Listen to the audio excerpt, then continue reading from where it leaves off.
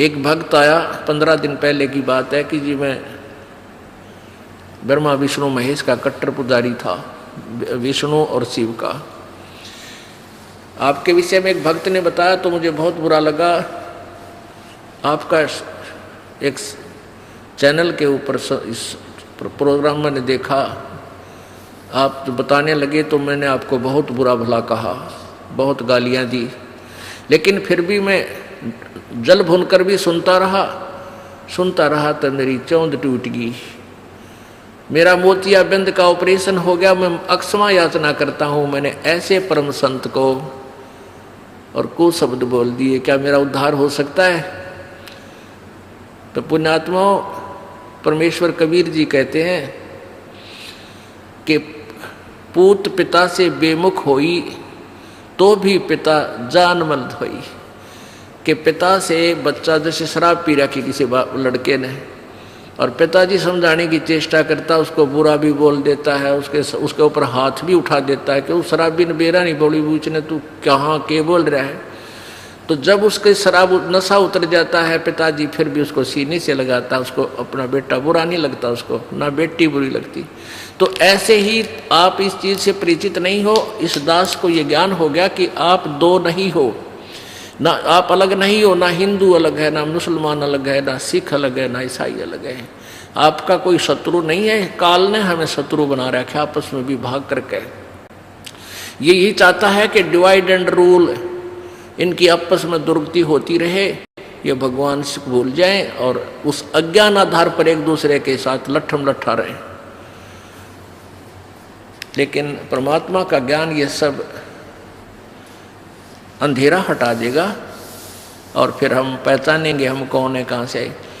बहुत आंखों में पानी आ गया उस बच्चे के, युवा लड़का था, 25-26 वर्ष का, 30 का होगा, और कहे जी क्या मेरी सचमुच अक्षमा होगी, माँ बेटा हो गया, आप भक्ति कर, कोई दिक्कत नहीं। ये तो इस ऐसी कड़वी कुलीन है जैसे बालक है, छोटा सा बच्चा 2 वर्ष का। डॉक्टर ने दवाई दी, भाई दवाई दो, उसको कूट पीस के वह कुनीन की दवाई और डाल के थोड़े से पानी में मुंह में डाल दी। वो बच्चे का मुंह कड़वा हो गया, अपनी माँ का थप्पड़ मार रहा है, भाई दूसरे ने पकड़ा उसका मार रहा है, तुमने मेरा जो है ना मुंह खराब कर दिया, रो रहा है, हर थप्पड़ मार रहा है।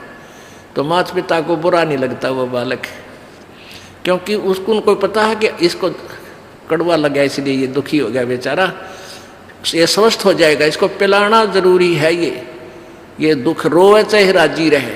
तो ऐसे पुण्यात्माओं, अभी तक आपको मीठी गोली खुआई है इन संतों और महंतों और ऋषि और महर्षियों ने। अब ये कड़वी कुनीन खिलानी पड़ेगी या दवाई आपको बहुत भयंकर रोग है। आप चाहे गाली दो इस दास को और चाहे जयकार करो, वो आपकी मर्जी। ये कुनीन ये दास जरूर खिलाओगा, चाहे कुछ भी आप कुछ भी महसूस करो। और जब आपका ये रोग कट जाएगा, जब देखना आपको ये वचन कितने प्यारे लगेंगे।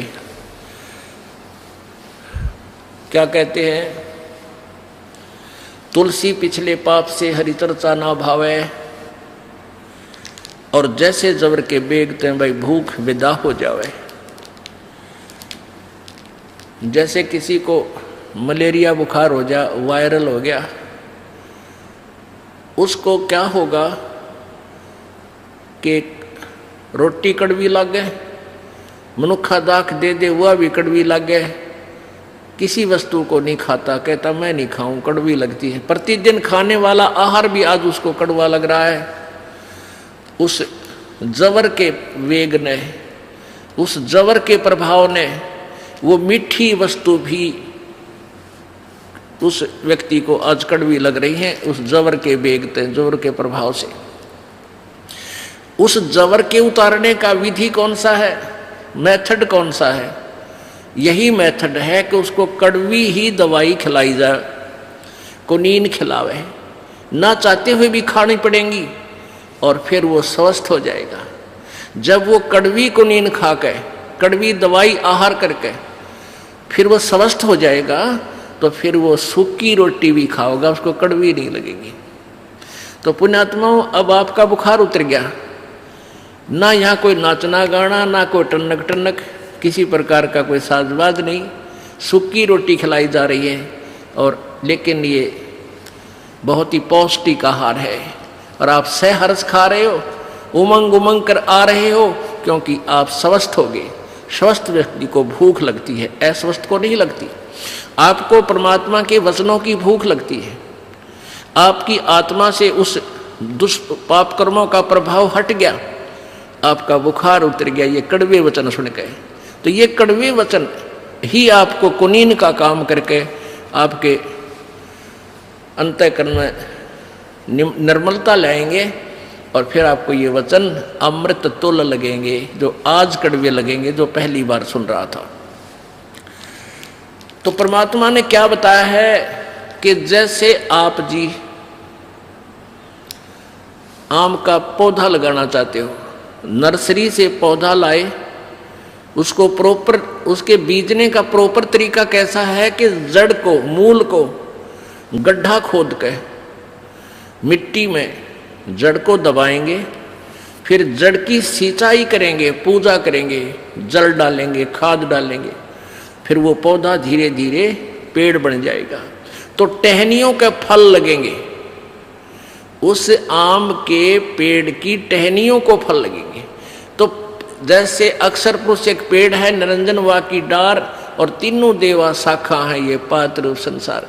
अब जड़ की पूजा करने से, मूल मालिक पूर्ण परमात्मा को इष्ट मानकर भक्ति करने से आपके शुभ संस्कार बनेंगे। आपकी भक्ति रूपी पौधा बड़ा होगा और आम का पौधा यानी भक्ति रूपी पौधा जब बड़ा होगा, आपके शुभ संस्कार बनकर ब्रह्मा विष्णु महेश के पास जाएंगे। ये तीनों देवता फिर आपको बिना मांगे आपका संस्कार घर बैठे देकर जाओगे। अब परमात्मा यही बताना चाहते कि तुम इस अध्यात्म ज्ञान से परिचित नहीं हो, इसलिए लड़ पड़ते हो।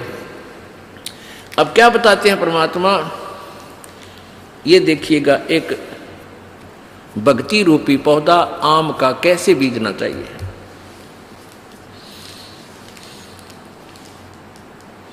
ये है सीधा बीजा हुआ भक्ति रूपी पौधा, यानी शास्त्र अनुकूल साधना। अक्षर पुरुष एक पेड़, ये है मूल मालिक, ये तो पूर्ण परमात्मा है जो जड़ है। ये पौधा हमने गमले में लगा रखा है, दिखा रखा है, समझो ये मिट्टी में है, गड्ढा बोना रखा हो। तो इसकी मूल की पूजा करेंगे, जड़ की सिंचाई करेंगे। आहार तना में गया, तना से डार में यानी ज्योति निरंजन ब्रह्म में, और ब्रह्म से फिर ये तीनों शाखाओं में, फिर यहाँ तीनों शाखाओं में रजगुण ब्रह्मा, सदगुण विष्णु, तमगुण शिव जी में। फिर ये जो बड़ा पेड़ हो जाएगा तो इन टहनिया का फल लगेंगे। ब्रह्मा विष्णु महेश ही आपको आपका वर्क डन देंगे, किया हुआ कर्म यही देंगे और कोई नहीं देगा। ये हमारे एक अभिन्न अंग है, इस संसार रूपी वृक्ष के एक अभिन्न अंग है। ऐसा कौन मूर्ख होगा जो ये कहेगा कि टहनियों को काट कर फेंक दो? नहीं, केवल दास इतना कहता है। परमेश्वर कबीर जी ने बताया है कि एक साध्य सब सदै और सब साध्य सब जावे, माली सींचे मूल को वो फुले फुले गावे। अब देखो, इस जड़ के साधने से, एक ही के साधने से, एक के साध्य, एक के साध्य, एक के साध्य सब सदै और सब साध्य सब जावे। हम उल्टी भक्ति कर रहे हैं, शास्त्र विरुद्ध साधना करें।